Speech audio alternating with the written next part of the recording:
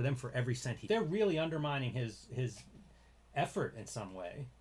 The television stations, all of it. Like, I mean, it would just be. I can't imagine the legality of that. Yeah, I don't think Khan would do anything until he gets sued by Punk. Right. And then he would. Oh yeah, yeah. He wouldn't do it himself because he's such a mark, you know. Right. Like those dudes that we saw. Oh yeah, man, we didn't even give props to Jason Ayers. I guess we gotta do that next week, man.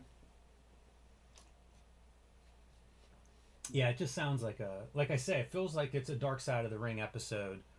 Like just hit your DVR and right. You know, start clipping the stuff together.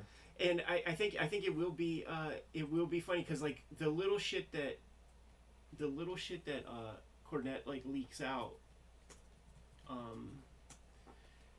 like the legendary type dudes are just waxing them for money. Like he mentioned Chris Jericho specifically, just waxing this fucking rich kid for you know whatever he's got. Yeah, it's a strange setup. It's a shame too because I do think that it's an alternative to WWE and that I think it lets guys kind of write their own character a lot more than WWE does. So Absolutely. It'd be cool if that existed, but I don't know if you can just completely let guys do that, especially guys with no experience. Yeah. You know, guys need some shaping and some direction. I don't think they're getting any of it there. What a mess. Yeah, that stuff always comes up. Like whenever we show off that we're at the matches, at the WWE matches, I get so many DMs about AEW because clearly it's spiritual at this point. It's Republican, Democrat, like all of that deep political stuff. It's like you're either AEW head or you're a WWE head, and a WWE heads it's like mall wrestling or something, you know. It's like family shit. Yeah, Disney wrestling. It bums me out because my favorite part of wrestling just doesn't exist anymore, and it's those dudes going down the road trying to figure out how to get their characters over. Yeah. Making stuff up, and they just don't. No. There's just nobody. There's no outlet for that. Yeah. And I like that over the top stuff, man. I want somebody with the balls to come in to the middle of the ring and sing the Soviet national anthem at the height of the Cold War, you know, Red Dawn, right, at Madison Square Garden with those guys who like maybe 40% of the people think it's real. And those are those like cigar chomping dudes with the trilby hats who are like, yeah, fucking blah, blah, blah, fuck you, blah, blah, blah. That like legitimately will try to hurt you. That's the other thing. Every single book that I read, like any biography, yeah, it's all those old wrestlers, and they all have stories of riots. Yeah, man. I think Gary Hart's been through 3 or 4 of them in the book. I'm almost done with it. But it's real funny because, like, different places will pull him aside and be like, you can't do this. Like, I think the first one was the Harts in Amarillo, where he did something and got everybody out of control. Right. And it's like, put people's lives at risk here. Yeah, I mean, there's like laws on the books, you know, like that, like, you know, shout fire in a theater type law that Did you send me the link? Oh yeah, no, I forgot that part. What's up, Kings? Yeah, morning everybody. This is gonna be a fun one to look through. Yeah, for sure.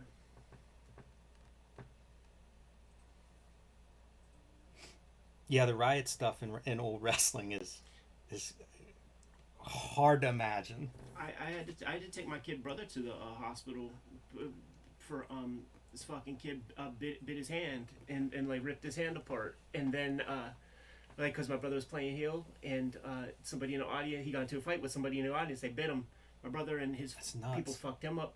But then the craziest part was weeks later when my brother had a face turn. And he took pictures with that same guy, like in the same gimmick. Like that goes to show you the real shit, man. That's so ridiculous. But it's also ridiculous that like, it's such a drag. You know, it's like such like nickel and dime. They just let the dude keep coming after like fighting and all of that stuff. He's allowed to stay coming to these matches and shit. Yeah, that's probably a big difference from the old territory days. Yeah, but I don't know, man. I feel like those, it's just part of the gig.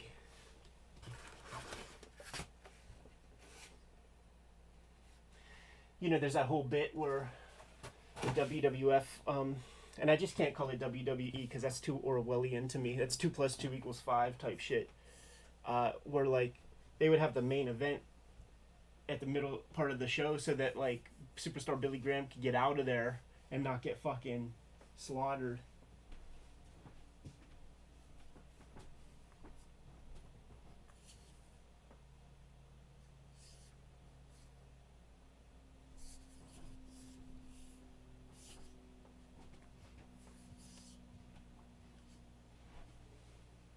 Did you watch the Dusty Rhodes biography yet?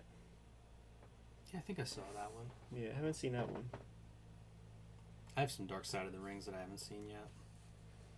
I need to catch up on those. The Tales from the Territories ain't nothing to sneeze at neither, man. Yeah, I've watched a few of those too. I like those. There was the one, it's so funny, dude, the Portland one, I think it was, where they had Bushwhacker Luke. And, you know, they do the Errol Morris reenactments and stuff. Mm-hmm. And he tells the story about a guy getting his fucking dick and balls shot off. And they, like, reenact it with some, like, props and stuff. And you just know Evan is, like, having a gay old time, man. Like, sure. having, like, it's because it's the gun and it's the fucking middle of the legs. Just psh, all kinds of meat patties and stuff just exploding. Yeah, I read The Grappler. Is it Len Dawson? He was a booker there in Portland for a good stretch. And I read his book. Talks about Portland a lot. Yeah, it's a cool territory because it's got some sleekness to it. Yeah, did it? Right, Piper comes in that book too. They end up running a transmission shop together. So weird. Say it again. They end up running a transmission shop because the Grappler's career is winding down. He and Piper are close, and Piper's like, "Well, start a business. I'll bankroll it. If it's successful after a year, I'll buy the property, and then whenever you retire, or whatever, we'll sell it and split it." And Piper maintained that deal. That's cool. Yeah, against his everybody's advice, because it's like, you don't know this guy anything. Mm-hmm. Piper came through. Carnies, man. They really are. Carnies, like the one piece with that Adrian Adonis that I just cannot get over. I can't get the idea out of my head. It's so dark, where he dies in that.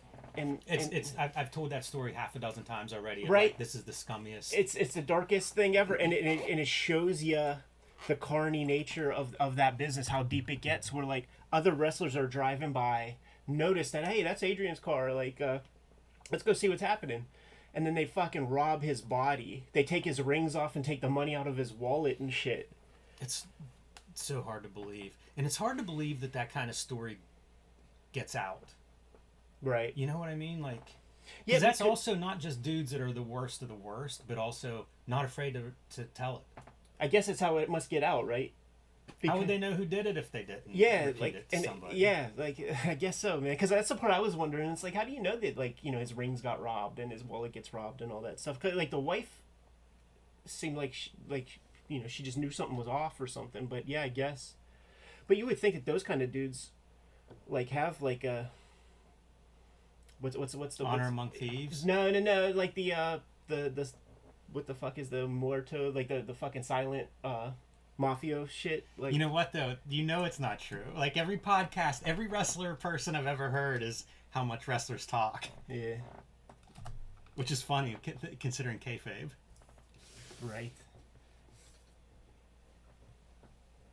So we're going to look at the Graham Ingles Artist Edition for our first vid of the session.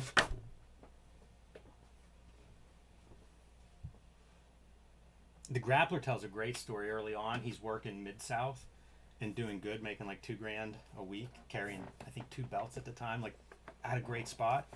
Complained about not being the very top level of pay. Bill Watts sent him, I think, to Ollie Anderson for $300 a week, and was like, "There you go. And he never got to that peak again." But man, dudes were just like brutalized their wrestlers. You got to prevent that Jungle Boy shit happening. I guess so.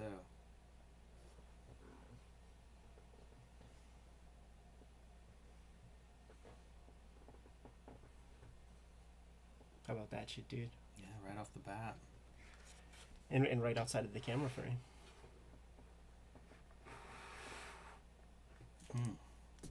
How about that shit, huh? All right, man, lock us in.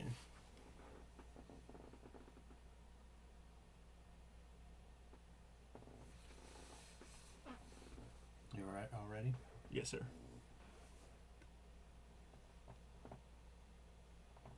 Welcome to your favorite YouTube channel, Cartoonist Kayfabe. My name is Ed Piscor. I'm Jim Rugg. We are a daily YouTube channel. We got more than 1,400 videos that are live right now. New vids every day. So we might have talked about your faves. Hit the little magnifying glass on the front page of the Cartoonist Kayfabe YouTube channel.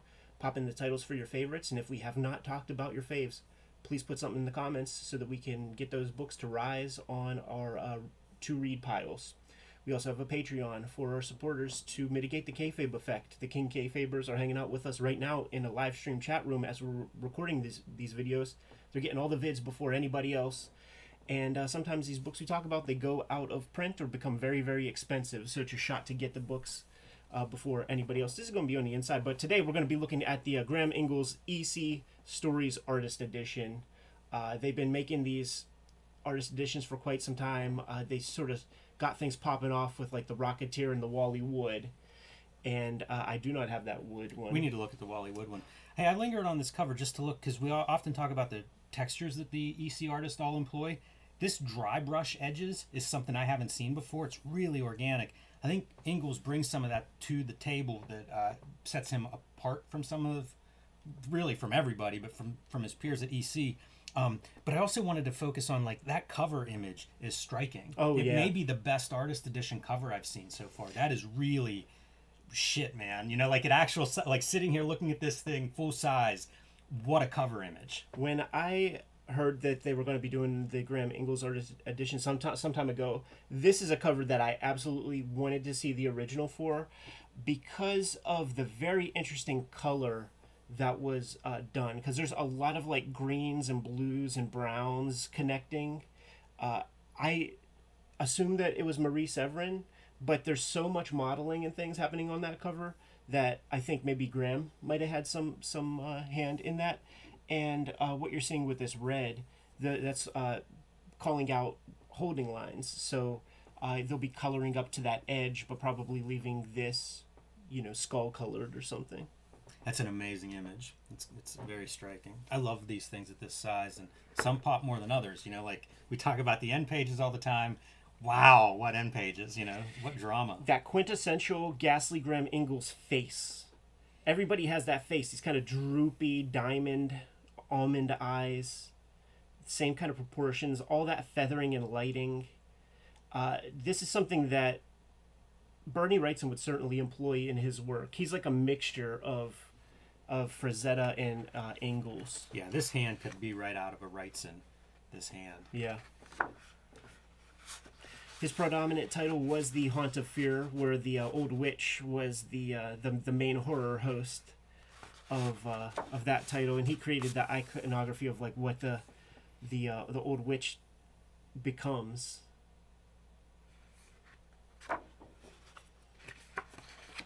And you can see, man, it's almost all horror work that we're going to be looking at. Because, like, when you got somebody with an aesthetic approach like Graham Ingalls, it's born for horror. It's pretty interesting to see this kind of paste up on the lettering, the title lettering there. Well, Yeah. I guess not title lettering, but that kind Title of of the story? lettering. It's neat because it's kind of measured, right?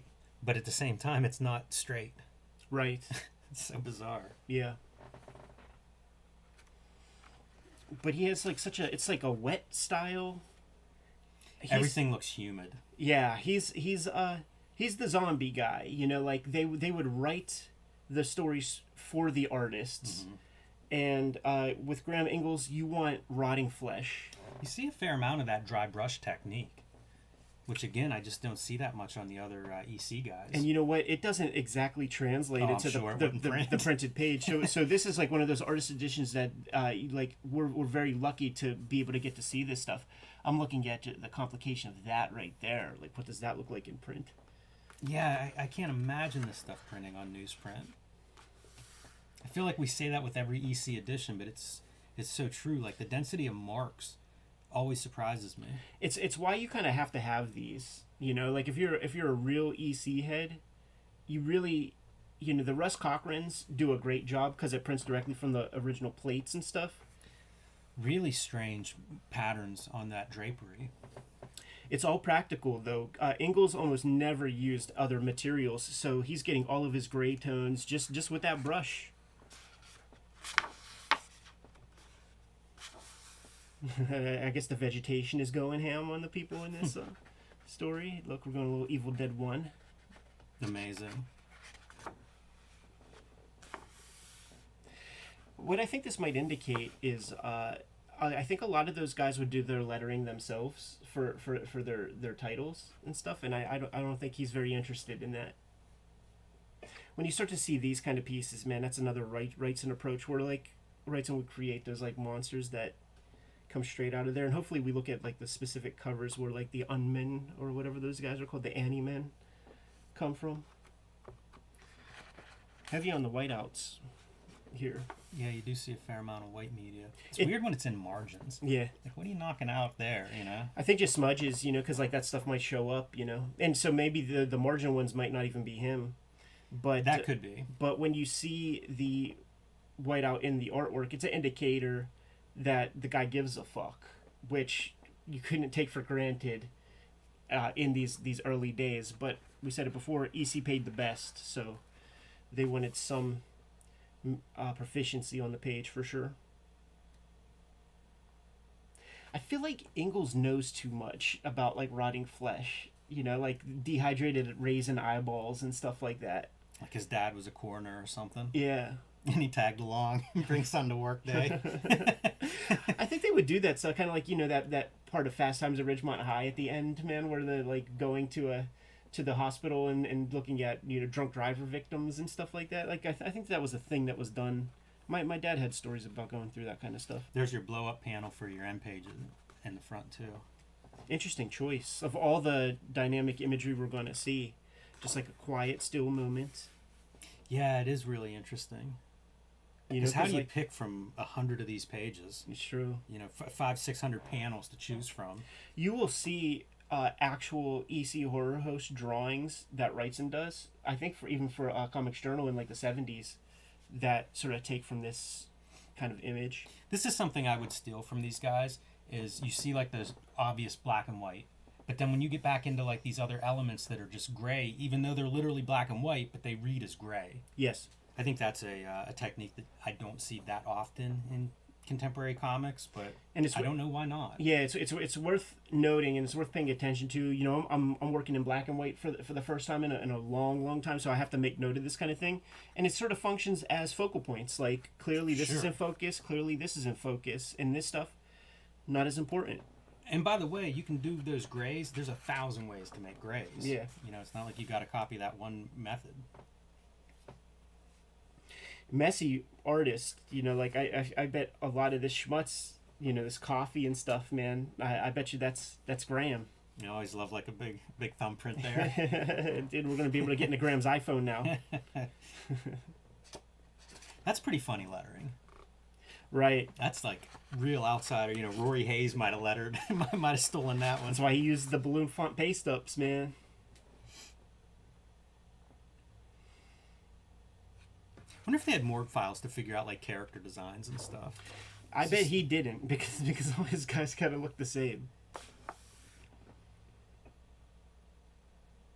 The morgues were deep though back then, man. You know, it was such a part of your business. Like, you know, you'd have to allocate time per week for just putting your morgues together. This is one of the pieces that I was hoping would be in here. Right, you can imagine. It doesn't look far off when it's in print, but you could imagine that like a young Wrightson sees that. It's spectacular. And sets him on a path. Because there's like even, there's like those Pacific comics, Bernie Wrightson, Masters of the Macabre, and like all the cover images that they chose have imagery that's like this, where like the gray is kind of going with the plane of the face. And that's really rich that it's doing that, but that kind of gray hatch style, I feel like there's a whole school of guys that have come up that do that. Yeah. It's such an attractive thing. When you start seeing this, like as a kid, I remember copying this kind of thing, like when I would start to see it, because it looked so cool, and it was like, you look close and go, that's a bunch of parallel lines. I should be able to do that. Yeah. I mean, you really got to understand the forms. Like that's what it all boils down to. You got to understand the exact planes of how everything connects, and that's kind of the fun thing as a viewer to like pay attention to. You know, you could learn a lot about drawing by just studying that stuff. This is a exceptional strip. This Another is one of those great line rendering. I believe this is one of the stories that showed up in the old Russ Cochrans that were like ganged up, were 64 pages. Man, that's a great page. Those open panels on the sides. Yeah, geez, this is almost Wrightson. Like you really can see the influence on Wrightson in a panel like that. I mean it's nearly the Frankenstein monster. Yeah. But then he could do this incredible foliage. You know, like when I was seeing this kind of approach, Toddleben came to mind, and then, you know, that's a similar approach to the foliage and stuff in those Swamp Thing comics. Which, by the way, that would be a fantastic artist edition. It'd be the best. There's the Miracle Man. Get Scott on the phone. There's that Miracle Man artist edition, and it's got a little Toddleben, but it's like steeped far more heavy into the Gary Leach and stuff. But man, a Bissett Toddleben Swamp Thing. Yeah, anytime I've seen any of those, once in a while, Bissett will post a page or two online. You'll see him. I think there's a spread at Billy Ireland that we've looked at. Yeah, that stuff would be really rich. This makes me wonder, like, do you know where Ingalls is from? Like, he had to have spent some time in, I don't know, the Bayou, the Everglades, somewhere, right? That's a good question, How do you man. fake this? That's a good question. This is great. It almost looks oily. He you know, he earned that name Ghastly in massive ways with every strip that he did. He certainly did some of the more grotesque EC comics, and it was in that like 1980s issues of Blab where Dan Clowes is doing, like, look at that right there, man. Like, get Frederick Wortham on the phone. we're going to the Kayfabe hearings right now, man. Even this, you know, is a nice touch. It's kind of upsetting. But what I was going to say was what were we talking about? Oh, there was that Clowes illustrated issue of Blab where it was like the famous alcoholics of comics, and Ingalls was one of them, and the kind of text that went along with the Ingalls piece was that he was so shamed and embarrassed after all those Senate subcommittee hearings and stuff that he just went into obscurity, completely denounced all this work. Though in the 70s, I think he did like amazing oil paintings of like the Old Witch and stuff. Did he go into commercial illustration? I don't know. It seems like he must have done something that continued in the arts if he's coming back to oil paintings. He got out of Decades comics, later. that's for sure. But all these guys, you know, certainly the ones that wouldn't transcend into like the Two-Fisted Tales and that sort of stuff, they feel less like comic book artists and much more like illustrators. And I do put Ingalls in that camp, because the art of drawing EC comics is not the art of comic book making, really. It's really doing single page illustrations for the text above. Great Rain. And he's that brush slinger, dude. You know, probably using one tool for all of this. Such mood, huh? Yeah. Hitting that razor to wipe off that ink. It's really great too watching the rain. It's going like back, you know, these different directions as you go through the story. Really feels almost like that wind. You nailed it with atmosphere, but it feels like that storm going through the night. This is something I pay attention to, man. Like when you see windows, like what do you see through windows, and how do you communicate that? And that's a pretty strong approach. I think that's pretty sharp too. Like lightning is something you see in a lot of comics, and having the water on the road white from the lightning, that's a pretty good one. I don't remember seeing that too often, or you know, I can't think of another example like that except in real life. Like that's pretty good. Nighttime, the way that reflects in headlights. Another good example too of like, this could have been a simple panel for anybody, but like there's still a lot of work. There's an hour of work being done on that panel at least. If you look at, we've looked at several of these, you'll see those car shots. Yeah. You know, that outside car shot, and it always makes me think like that's the Morgue reference. You know, that's your car ad, because it's a very similar image, at least of the car part. Another one of these examples of the through the window shot, like how do you sell the glass? Such a classic. through the windows. Real master of texture, and it's a very specific kind of texture. Ingalls is one of those guys where you can isolate a piece of an image that's not a face, and I could tell that it's him. Doesn't it look like he might have cribbed Kniff for this? Yeah, there's some Kniff looking shadows there, brushwork. It's interesting to see his work like this because of his obvious brush use. Yeah. And yet it feels very different than when I think of classic brush inkers. He's got a lot that he's doing that's his. Look at what the Leroy letter is showing off right there, dude. Yeah, they are. He's doing sing-songy. Like that. Just even having the shit line up is a feat unto itself. Yeah, I started a video with trying to show that Leroy lettering, and well, nobody's seen that video because it's not easy to do. Yeah, it's so funny because like for Boing Boing, I did a video of like methods and materials years ago, and when I pulled that out, I'm like, let's just cut this part out. Yeah, that was what I ended up. And I've used the tool for the box set for Hip Hop 1, but I took the letter forms I made and I fixed them in Photoshop to just like reorient them better. You can see a little bit, like some of this caption I think is a little bit rough in places for that. You can see the kerning and stuff being a little bit funny. Yeah, but just getting like it's pretty tight. The lines, I never figured out like when I got the artist editions, I was hoping I would be able to figure that part out through guidelines that they put down, but I just don't. Look at that, do a little sketch. I wonder if they had, some of the drafting stuff, you can lock your roller right. Or straight edge. I don't know how else you could be this straight if you don't have lock it in, do your line, move it to the next line, lock it in again. Because it is like tight. Yeah. Yeah, like doing a straight line is no problem because you could just hold down your T-square, no problem. But it's the space in between that is like the real trouble for me. But probably like anything else, you do it enough times. Well, that's true. You figure it out. Dude, this is almost like that famous Jennifer story. Yeah. It's almost the design corresponds. The Jennifer story being one of the famous Bernie Wrightson Warren strips. I think we might have done a specific video on just that. Look at that, dude. Wasn't there a recent movie that like that's the big punchline? I didn't see. There's like a vestigial twin. It was right before COVID happened. Yeah, there should be.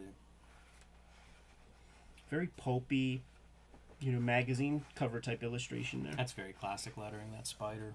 Yeah. And this kind of lettering would always be with his stuff. So like I guess that's that's what you get with Graham. Man, his pages are so gray. When you pull yourself away, like it's almost hard to decipher the focal points. You can't sleep on the white webs being used like over their heads and stuff. That is such a disgusting looking spider. Yeah, dude, it looks fat with lanternfly bloods, dude, and really going heavy with the webs. So it's like a through the web shot, man, pretty sharp. And he shows you a few different approaches to that. If he's working in order, maybe he thinks that, man, maybe this is too much. Like let me use black line and see what that looks like. These are the decisions you have to make sometimes, and you gotta see it in action before you decide on what's what. I wonder where all this artwork came from because there's a lot of difference in the color of the pages. Yeah, it's true. There's a bunch of names mentioned. These weren't stored together. Yeah, you see a bunch of names up top. So that lets you know that. Yeah, it must have broken up a lot before this got to the artist edition collection point. Yeah, there you go with your white webs everywhere. Yeah, dude. Poor Marie Severin. How do you color that? What are we looking at? Yeah, the Stephen Platt of the 50s. You know what? Go back one page. Yes, sir. I love this use of stretching a body across two panels. Right. I think that's really inventive for how restrictive the layouts of EC Comics were. Like for people at home, like you would get them, the panel borders are ruled and the lettering's in place. Yeah, you can see that. You have to kind of like figure out ways to make that interesting, especially if you're going to do something that stretches like that across a couple of panels. Foreshortening, man, that's a tool we don't see often employed in the EC works. A little different on your line work here too. Yeah, it's just it's the opposite of what we were talking about. Like it's just going in one direction, but he's also giving you highlights and stuff in white. Do you know if he worked in a studio with anybody or if he had any assistants? Yeah, I don't. His stuff is you would call it gothic horror. You know, it's very Victorian age, like 1800s type settings. Great waters. All that water's very rich. I mean, it's throughout this story. Yeah. I always admire people that nail that because it looks so good in black and white, but kind of an abstract, difficult thing to draw. You're making some real decisions. The great illustrators that the EC guys pulled from, the Piles, the Wyeths, so much water scenes. So there was a great kind of amount of resource to pull from. And whenever I got to do water, I look at this stuff.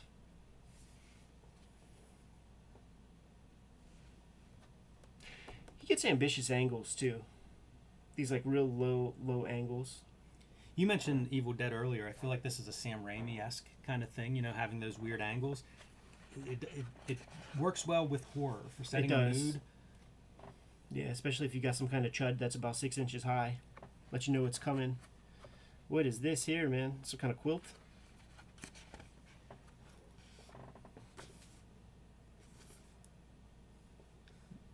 It's interesting. That still looks like a Graham Ingalls piece. Maybe the paste-up was on top of that. I think it might have been because that picture frame is intact. You're right.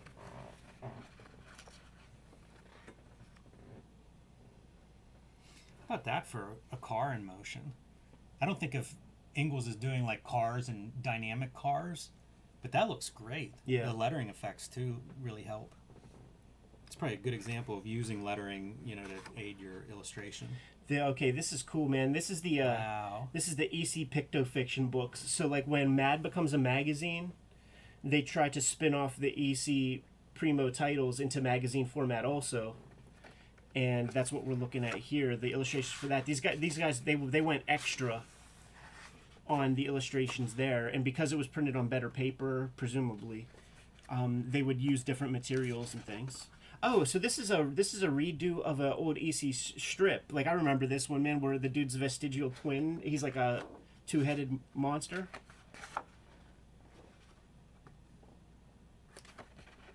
I'm excited to see what the second head looks like. Goofus and Gallant.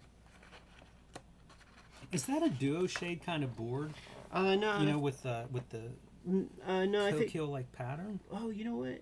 Maybe it is. Because I see like two layers on this sky. You can see it, but I never see duo shade like that. But it doesn't have the yellow orange color. Right. Well, I know it exists, but I just never see it, and it doesn't have that like orangish color that I associate with duo shade. Right. Yeah, like that sepia tone. It's crazy to go from that back to this. This is our early one. Yeah, this is our early one. And once again, speaking to like how the fuck do they orient these things? We found out it's alphanumeric by title, which let's say in Fantasyland, Jimmy, there's a Marvel Grand Design Artist Edition. You don't put the fucking X-Men Grand Design Extinction before X-Men Grand Design Second Genesis. It comes third. It's fucking stupid. Because it is like this is so much older than the piece we saw, and if we treat this my package, approach would definitely be to start chronologically. If we approach this package as a monograph for Graham Ingalls, you do it in order from the date of production. It's fanboy mentality to go alphanumeric because that's what it is in your fucking long boxes or whatever.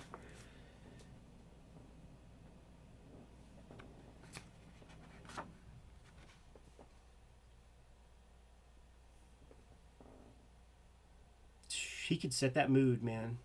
And you get this, right? Like it's the snow that's on the windowsill. Looking through the window from the outside. It's a great piece of observation. I wonder if people still have that everywhere. I feel like I grew up in, you know, redneck mountains where that made sense. Yeah. Windows were almost like a cabin or something. I don't know if that's normal for windows everywhere or not. The Grimm fairy tales were almost exclusively for Jack Kamen to do something. But maybe this is a Grimm fairy tale, so maybe it's the first one. That's the thing, reading these all out of order. We often talk about how hard it is to do animals. A lot of rat action here. Yeah, in close up.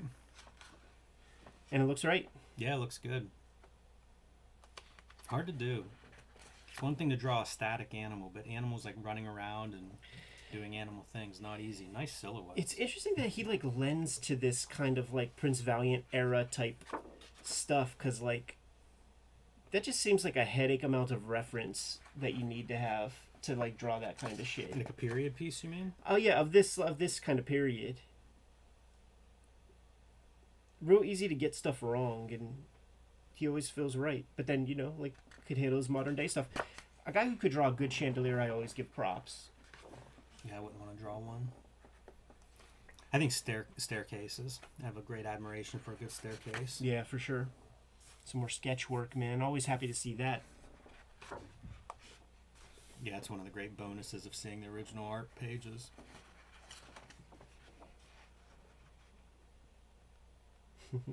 He does this effect a few times, like a circle kind of line around stuff. Yeah, just like that haze. I think that looks really sharp. More of those winter windows. Look at this, Jimmy. They don't call him Ghastly for nothing. No, I'll say. It's about as perverse as it can get. Yeah, it's worse. You know, you have your kid as a character. And You just know that's bad news. you know, you cannot give unanimous praise if you're really critical. His kids are the scariest kids ever. Like, he does not draw a good kid. They look like small men. You know, that's a pretty good one right there, though. Like, it really looks like adult infant baby syndrome.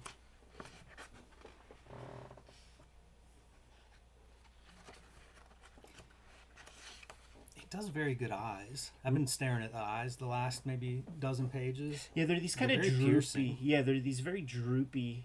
I always wonder if people use templates to get like perfect circles. Yeah. You know, for the irises and stuff. I don't think that he does, but they're very, very good. You know, same size, well-rounded. You know, to some extent, I don't know where this lies in his body of work, but some of the inking here is a little bit more loose, and it reminds me of the inking that they tell you don't do in How to Draw Comics the Marvel Way. You know that sequence where it shows the 3 different inking approaches. Mm-hmm. This is like hatching everywhere. The heavy one. The heavy one. Maybe it works for if you're doing horror. Yeah. That's the caveat they should add in the next. Well, here's the thing. 40-second printing of How to Draw Comics the Marvel Way. This is the loosest of all the strips, and it's kind of all over the place. Now, when you get to see a big single image, that's where you get your money's worth. And this one had very interesting color too. See, these make me think that maybe Graham colored his covers, because like this one had very crazy color. How about that for a window? Yes, sir. Getting that drapery accurate, you really got to understand what's underneath there and how the planes work. Like just like a really solid illustrator. I would have to imagine that he used a little reference, had to set somebody up.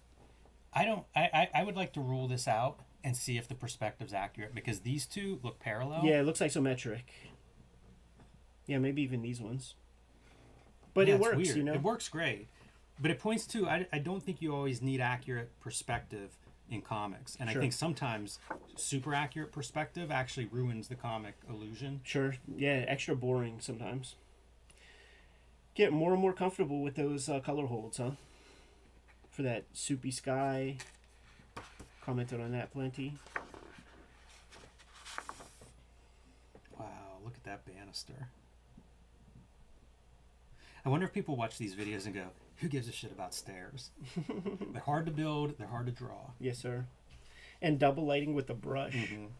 This is that learning to draw 101, lighting a sphere and drawing it. This is great, like the rendering on her leg I really like, but a lot of this rendering just pops. Yeah, he's a good compositional guy. Yeah, awesome choices. The focal points are never in question.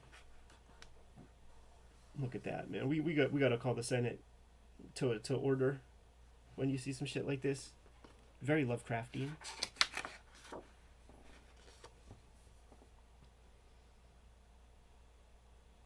The details that he loads in on just the objects. Absolutely, man. I was looking at the tchotchkes and everything, keys. Yeah, like the most ornate kind of locks. That lock and bolt there's so many moments there where it just feels like Wrightson to me. Yeah. You know, Wrightson had to be taking notes looking at this stuff. Oh yeah, no question. A lot of the dry brush here. Yep. Boy, that rain is almost Eisner-esque. Straight up and down, using some white. Maybe the for rent sign helps me think that too. Yeah, with the serif. This is a cool idea for an artist edition, like banging out a bunch of the title pages. Yeah, you know, this there's precedent for Or a this couple of them. because one of the first things that Russ Cochran published, it would be like a big print. It would have the cover, and on the back, it would have a splash page. I like that. So that might be like the first stuff that he licensed off of Gaines. Look at that, dude. That paper cement hasn't held up.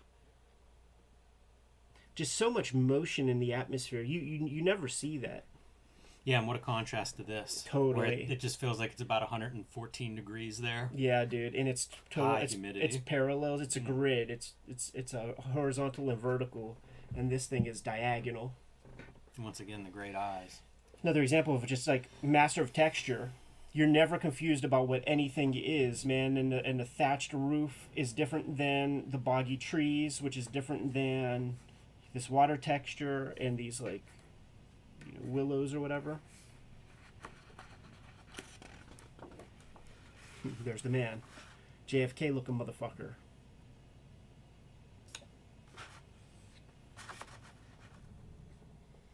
Ingalls eventually left comics and began a teaching career, most notably with the famous Artist Correspondence School in Connecticut.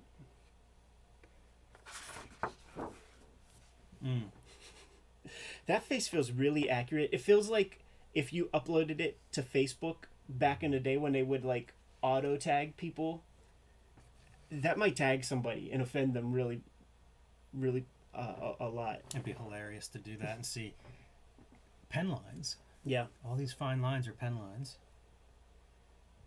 And dashed out. Real quick. But that's a small image. Yeah. Very cool.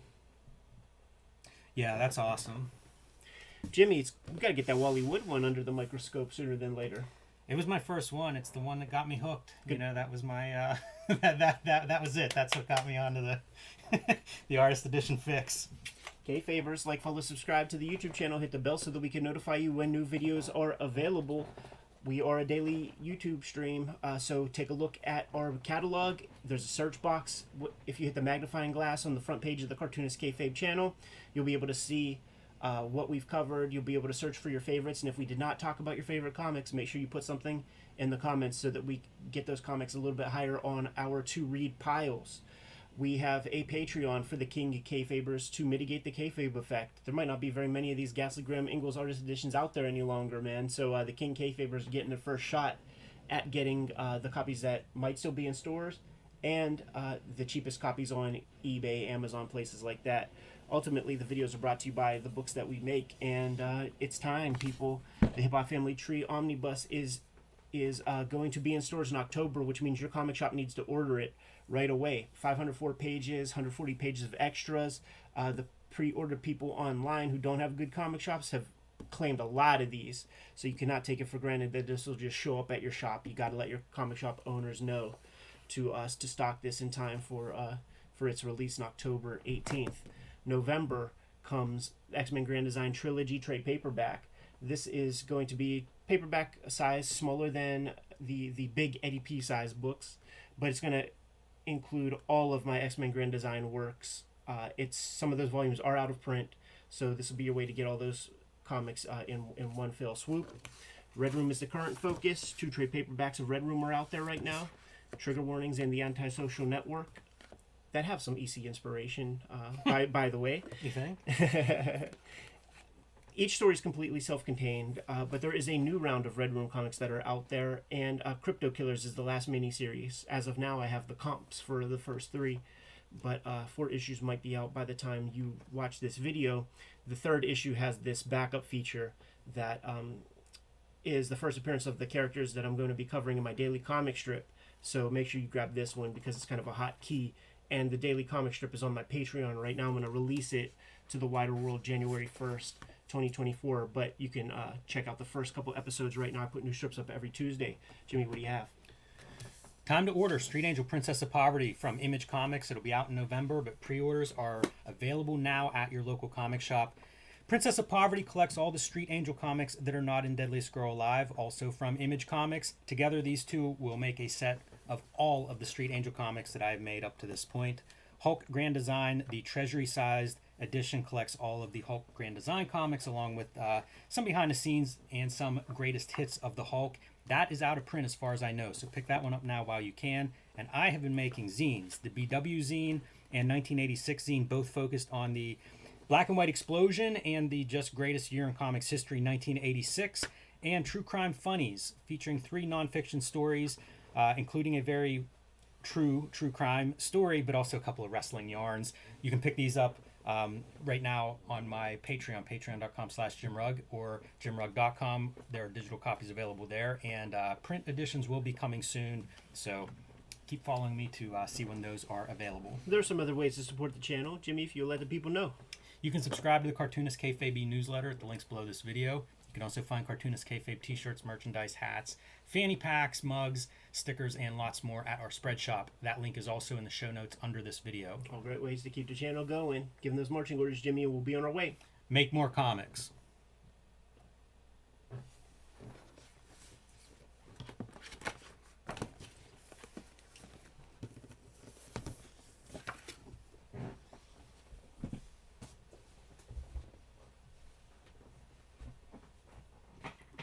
Do we need to lower the camera? Yes.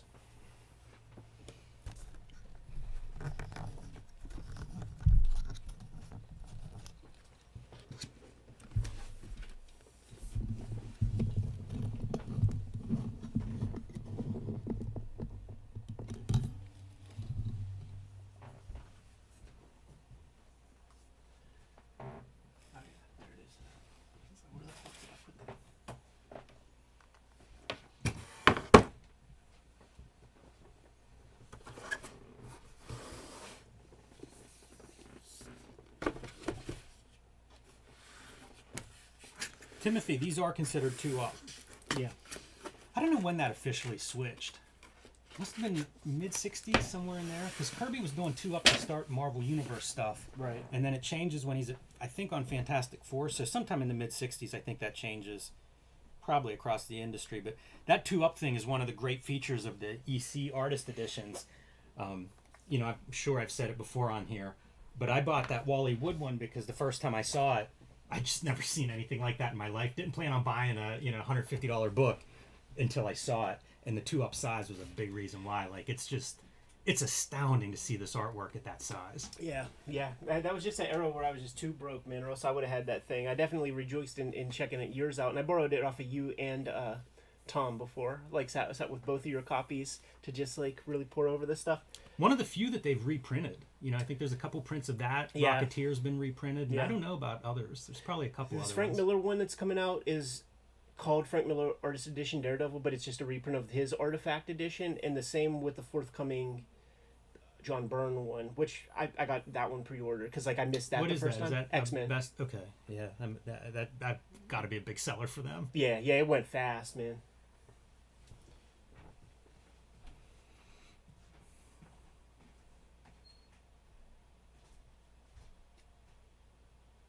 Tall Matt. Yeah, I did. I listened to the Hulk Hogan on Joe Rogan episode, and kind of a weird episode in that a lot of the Hogan stories, you know, known for telling tall tales, and Joe Rogan doesn't know any of those stories and just kind of accepted everything that Hogan was Right. dishing out. Well, they all do. You know, Theo Vaughn, like they all, because it's like, what are you going to? Are you there to have a good time? Or It's very true. Yeah, very true. Do you need a hand pulling this stuff out? Like, is there a bunch more that's coming? yeah, like you know, like just like maybe just open some shit. Okay. Boy, these Tiger Mask comics are so cool. We're gonna be looking at some books Ed brought back from Japan's last trip. Gearing up for the next one. Boy, they really do package them, huh? Here, I'll give you a blade. Very secure.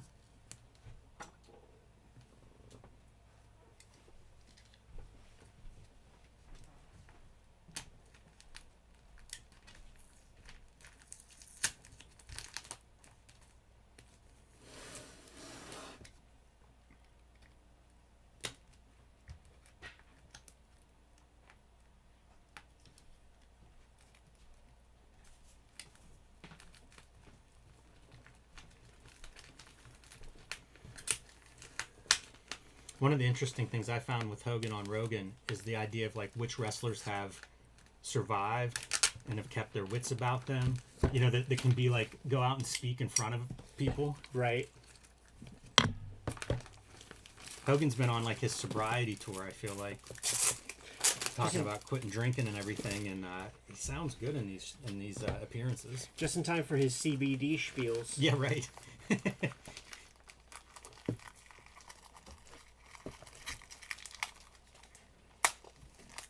Look at the price on that thing, man.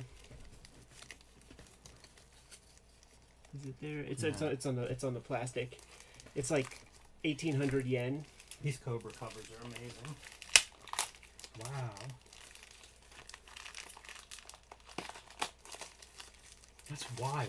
Yeah, like when I saw that, I was just like, Is that about $18? It's less. It's probably $15 Unbelievable. for all I that. was shocked when I was in Tokyo buying books, and it was like, I don't know if I bought anything that was over $5 American. Yeah, I remember coming back from there just thinking like, what's like, how is this the price of these books? Like Right. almost everything would have been an extra zero here. Yeah. And I don't know the answer to that. I mean, I don't know if it's volume or... Volume plays a factor. Yeah, it must. But at a certain point, like, you can't have so much volume that it costs zero to make. Yeah, it's very strange. I can't show the insides of these, but Jeff forced those on me. Forced them. Twisted your arm for these? Well, he bought them and was like, "Here's a poison gift." It's a comic series that he likes a lot. Oh yeah, I can see that. I kind of like looking at manga that's not translated because you can follow the stories. You can easily follow the stories. Yeah, It's probably a lesson that we could really take as American cartoonists. It speaks to the visual nature of the way that they set these things up. Because you figure if you can't follow the story visually, one of two things is happening. Your storytelling is confusing, which Right. isn't good, or your storytelling is boring. Like a talking head comic, you couldn't follow a talking head comic. You know, No, you not have at to all. read the expositional dialogue. The Howard Chaykin definition for comic book art is visuals with narrative value, and make your comics with that in mind. Yeah, I definitely think there's I don't want to call it a genre, but there is a group of comics that they just don't have that. Yeah, I mean, so many that are on the racks now.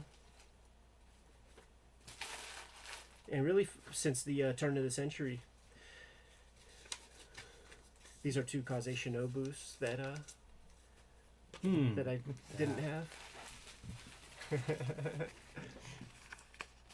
Show it to the people. Some manga graphic violence there. Slicing the face across. That's cool. Yeah, this is sweet. Again, like it's so readable. Check this out. It's Goseki Kojima before hooking up with Kazuo Koike. And then you see him start to kind of turn into Lone Wolf and Cub at the end there.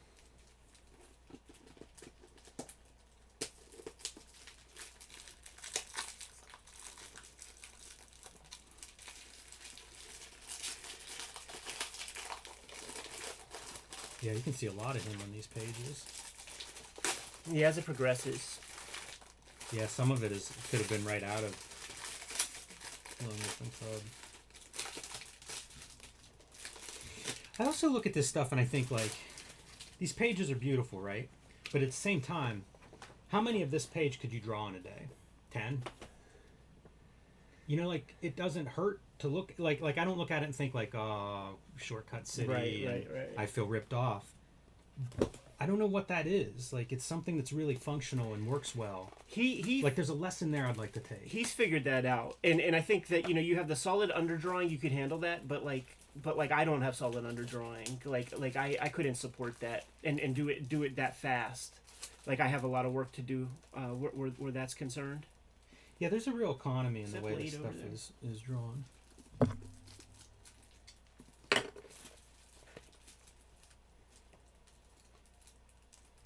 And again, you're not shortcutted with cool looking images. Look at this, 400 yen for these two. What is that? It's some wrestling thing. Like I don't think it's like regular Tiger Mask. I think it's a. You know how Alfred good- Comics said that he managed to get a copy of both volumes of Tiger Mask from Japan Book Hunter. I wonder if that's what he's referring to. No, it's not. Dude, you are so fucking lucky, man. I want those so bad. Kaze Shinobu did bootleg Tiger Mask comics. No way. And Sean got a hold of those. Like some like a doujinshi boot, like a bootlegger made them, and we looked who got them? Alfred Comic. Alfred, did you find out about them when we showed them off on the video with Sean? Because he showed them off to us a little bit, and I would like, he wasn't selling them at the time, you know, like he sold them afterward, and I mean I just pulling these off. I'm like thinking about, like, man, I wish I had my hands on those. But yeah, these are not like just Tiger Mask. It's because it's got Baba and stuff. Mm-hmm. Carl Gotch.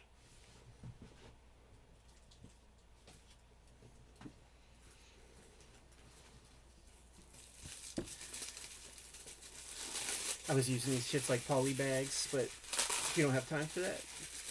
Marua books. Lots. Those are always great to look at. Yeah, and we can actually look at a few of them. You know, some of them are reasonably subdued. Then again, never mind. Man, I'm actually scared that I even brought this one over. Feel like I dodged a bullet. Imagine Jimmy. if somebody was like peeling through this stuff page by page. You would hope that you have some recourse of, like, if it's that's a, you know, part of that is why I keep them in the shrink wrap also, like you know, that's not why I'm scooping them up. Oh man, I got cheated on this one. No. It has some illustrations, Yeah. but I don't want to hear about his spank fantasies.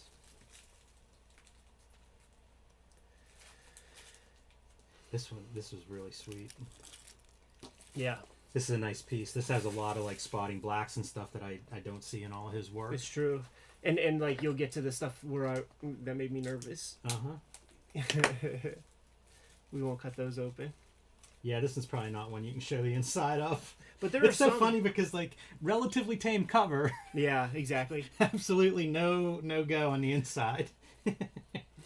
But check this one out, man. That's Marua, and that could be shown off.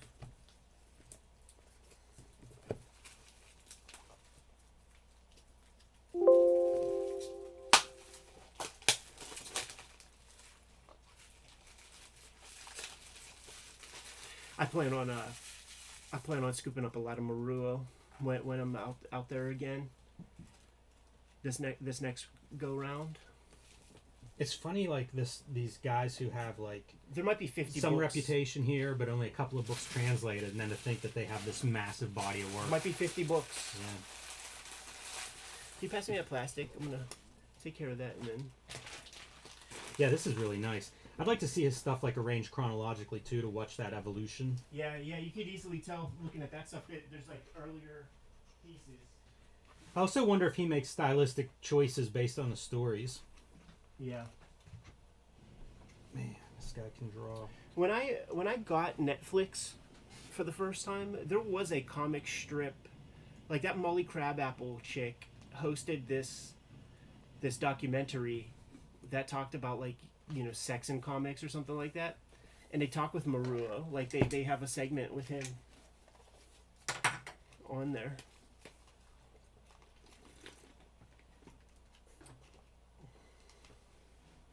Yeah, his stuff's so good. Amazing. This is your sushi kaiju. Yeah. That's It's just a doujinshi, like it's just a self-published thing that this like little old lady made. Yeah, I do remember you talking about that. And I passed it up, cause like, but I kept thinking about it, and I was like, oh fuck, I should just have that. Like, isn't that a pretty cool idea? Yeah, I like it a lot.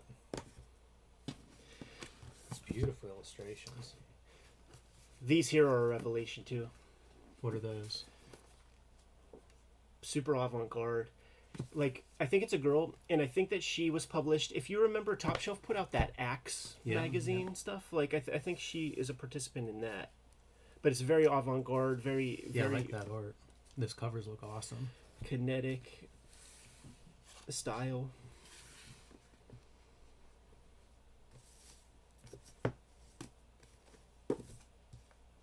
Had to get a couple Tarchans. I could have got the run of Tarchan for nothing.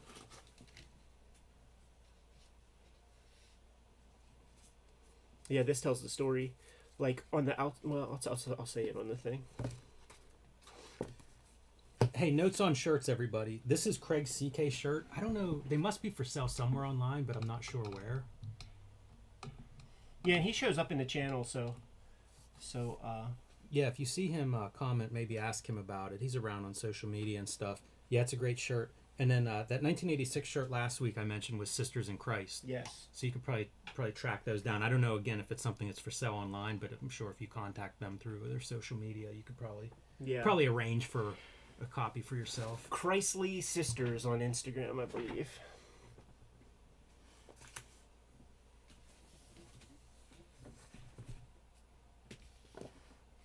I wonder if you need to flip that one over. Oh, yeah. Oh, yeah, this one? This one is called Fear Tits. Wow. Is the title. And it's the same guy that did that, So I Married a Gorilla. I won't show this one off. Too bad. But we have more of his work. Yeah. Somehow it's more disturbing, the fetuses growing in trees. Yes. From the 60s. I wish I knew more about all of this stuff to be able to put it in context, because it's incredible to think that's the 60s. Right. You know, like, I always like to be like, okay, let's see everything from the 60s then. Like, you know, Kirby's doing Fantastic Four, and this guy's doing, again, fetuses in trees. Right.